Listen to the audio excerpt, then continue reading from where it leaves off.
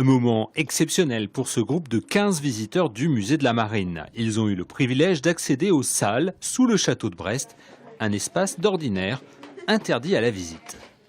Quelques consignes de sécurité avant de commencer. Je vais vous demander de bien vous tenir aux rampes, de passer un par un. Début de la visite dans l'histoire brestoise avec la descente de cet escalier 10 mètres sous le donjon pour gagner cette casemate surplombant la Pinfeld. Cet ouvrage a été érigé au XVIe siècle, ce qu'on appelle ici des casemates d'artillerie, qui sont en fait des locaux abrités dans lesquels on avait des pièces d'artillerie comme ici ce canon. Après avoir admiré ces salles datant de Vauban et construites en pierre de Logona, le visiteur continue plus bas avec quelques surprises.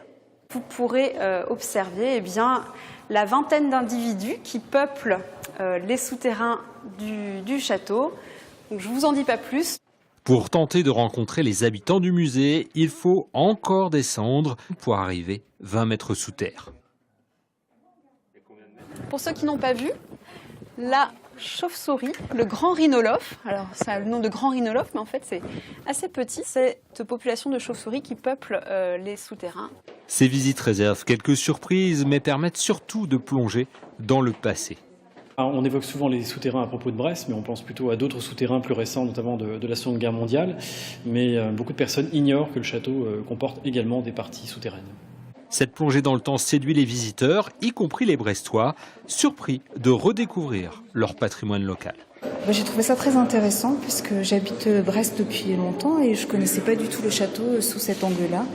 On a appris qu'il y avait un centre de commandement dans les souterrains. Je pensais que les souterrains, c'est pareil, sombre, un peu humide et assez étroit.